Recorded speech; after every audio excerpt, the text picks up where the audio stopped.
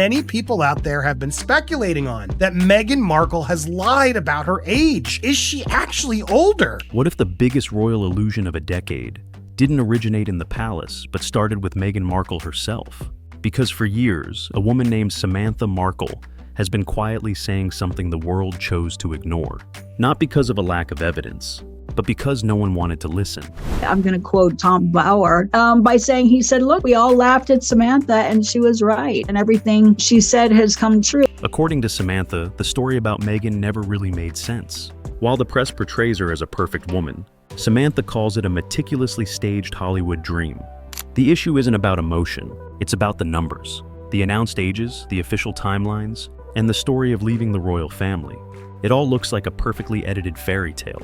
And there was something, in my opinion, missing in their eyes. It didn't seem real to me. Every birthday post, every turning 40 milestone, every meticulously staged photo shoot. If those numbers don't actually match, this isn't just a family dispute. This is a game of disguised fashion, imagery, and sophisticated public relations. And that's where the crucial point lies. When Samantha first spoke out, she was labeled with every conceivable label: jealous, bitter, untrustworthy. But time always finds a way to turn things around. Gradually, old magazines, family photos, and even seemingly insignificant details began to make the once absurd theory no longer seem so. I'll tell you why. What she told the royal family, what she told Harry, wouldn't have jived, wouldn't have been consistent with the truth. And if Meghan really did alter her own timeline, if that image of the modern Duchess was rebuilt from scratch, then what we are seeing may not be the crown, but a carefully chosen outfit. Because once you pull the first thread, the entire fairy tale begins to reveal its dark underbelly. Behind every perfect Instagram photo, there's always a draft that the public never gets to see. There's nothing original here. I hope you're having the best birthday you've ever had. Thank you for everything. Which is really such a fake. Before the world called Meghan Markle the Duchess, Samantha Markle called herself by a different name. Not a title, but a mystery, shrouded in years of silence. Another mystery also quietly persisted for years. Long before Netflix specials, long before official announcements from the palace, Samantha Markle chose to remain silent. She retained only a few family memories, fragments that refused to conform to publicly announced schedules. Birthdays seemed altered. School photos didn't match dates. Stories told didn't quite fit together. And every time Samantha asked a question, the world seemed to shut down. She was called bitter, accused of jealousy, but according to those who knew the story, Samantha didn't react emotionally. She reacted with memories, with details she believed couldn't be erased. She remembered the moment Meghan was born very clearly. A new member of the family, and in Samantha's memory, that was a much younger sibling than what was later revealed. The childhood moments Meghan described were from a very young age, while family photos show a different age. The life milestones that appear on paper look like they were later edited to create a smoother timeline. Samantha isn't saying this sarcastically. She's simply connecting the dots that the media chose to ignore.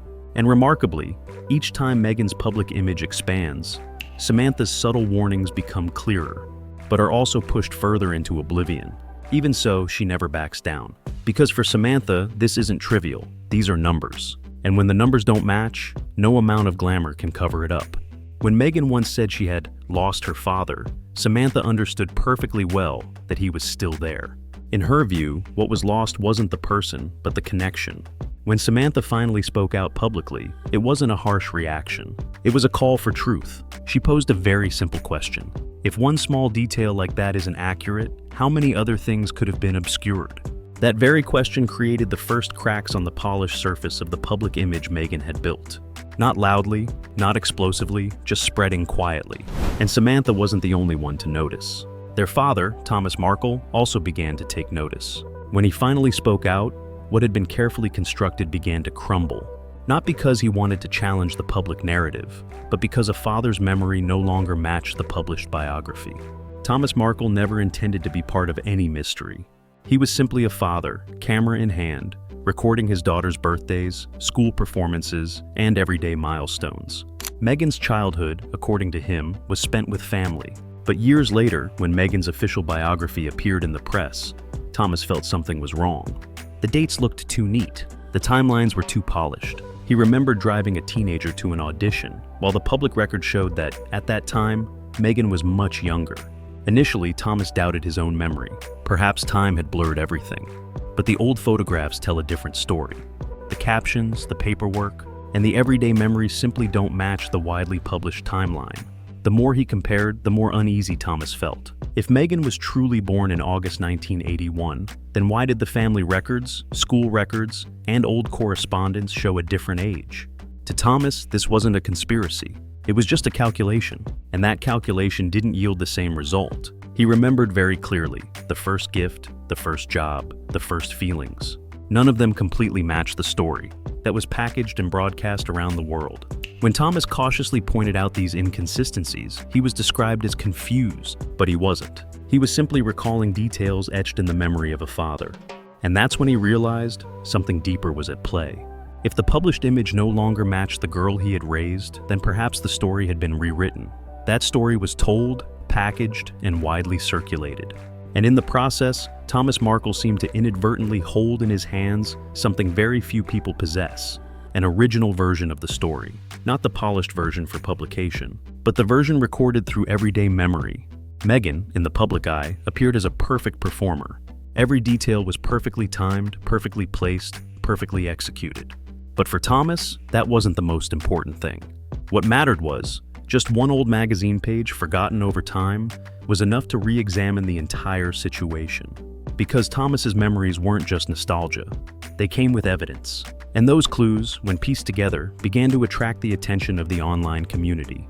For years, defenders of the official story maintained there was no documentation, just family accounts, vague memories, and personal feelings, until the internet found the undeniable truth. This is a copy of 17 magazine, and it was published in March of 1997. In it, it mentions our Megzy is from Los Angeles and that she was 21 years old at the time of publication. That would make her birth year at around 1976. If Meghan was officially born in 1981, then in the spring of 97, she would still be in high school, not yet eligible to be featured in an adult column. And remarkably, this detail appeared long before fame, royalty, or any image strategy could intervene. Of course, many explanations have been offered. It could be a typo. It could be a mistake. It could be a case of mistaken identity. But even the most skeptical must admit that the possibility is very low. The name matches. The image matches. The location in California matches. Every detail matches too precisely to be a coincidence. And it was at that moment that Samantha's words, once considered complaints, began to take on a different meaning. It's no longer jealousy. It's more like an early warning. This magazine page became the first artifact to show the existence of another timeline. A timeline that existed long before the spotlight, before the crown, and before images were tightly controlled. Because online rumors can disappear. Posts can be deleted, but print doesn't. It doesn't respond. It doesn't argue. It just exists. And that 97 page is not just an old article. It's silent evidence that has waited a long time for attention. When two timelines are placed side by side, only one can stand. And in Meghan Markle's case, what many are wondering is, which version was actually written in ink? Up until now, two different images have coexisted. One is etched in the official language, polished and widely publicized. The other version is sketched from everyday memories, preserved by those who actually lived through it. And it is this contrast that opens the next chapter of the story. If that woman was indeed a teenager in the mid-90s, then appearing in adult magazines not only distorts the timeline, but could have rewritten the entire story. In one version, Meghan was 37 when Archie was born. In another, she was in her 40s. This is not a small discrepancy, but two completely different stories. Two parallel timelines emerge, one polished for publication, the other contained in old family albums. The official record is taken seriously, but the remaining details whisper something else. So which version is true? The glamorous biography or the unpublished manuscript? And when those two ages are placed side by side, a new question immediately arises. Is the pregnancy story still consistent? Because if the math goes wrong here, the whole picture starts to crumble. It's noteworthy that Meghan Markle kept almost completely silent about her pregnancy and childbirth. When she announced the good news, the media called it a royal miracle at 37. Everything looked perfect. But behind the spotlight, the numbers tell a different story. If the birth year was actually earlier, that would mean a different age when Archie was born. And then, the pregnancy story is no longer as simple as the published images. Because pregnancy at an older age usually comes with closer medical supervision, longer monitoring periods, things that don't appear in the story being told. Instead, the picture is too smooth. Perfect lighting, a streamlined schedule, a nearly cinematic recovery. If Meghan is indeed older, the secrecy surrounding the birth suddenly becomes more understandable. A private hospital, unnamed staff, details missing from public records, all seem to belong to a very familiar narrative control mechanism. And when it comes to pregnancy, this is where the story goes beyond the outward appearance and becomes crucial.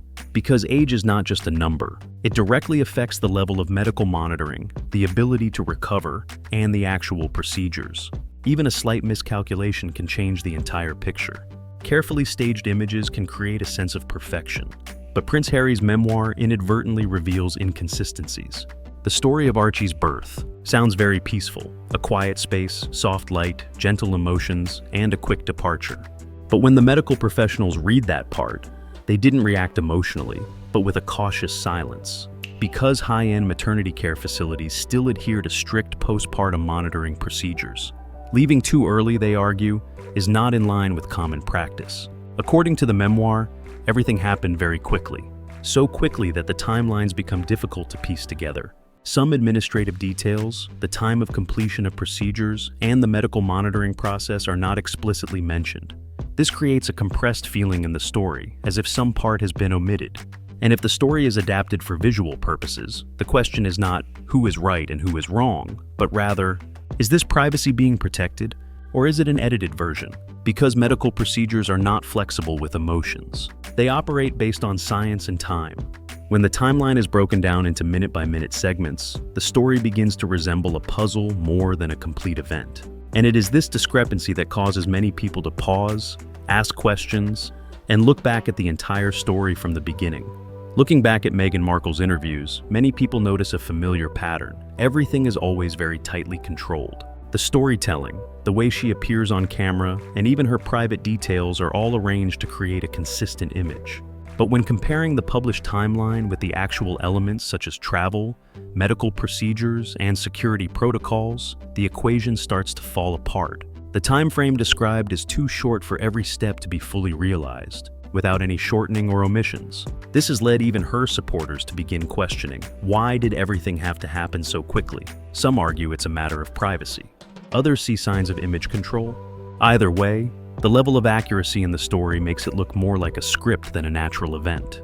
If the timing of a pivotal moment can be adjusted to create the best effect, then the question is, how many other details have also been streamlined? In the world of celebrities, image refreshing is normal.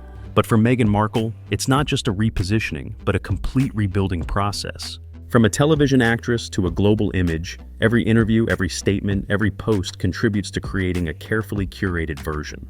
Hollywood calls it image control.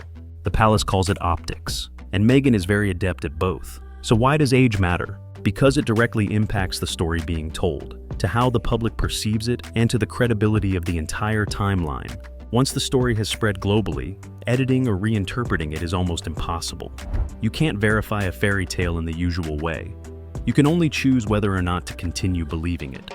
And that's why Samantha's memories and Thomas Markle's become so remarkable.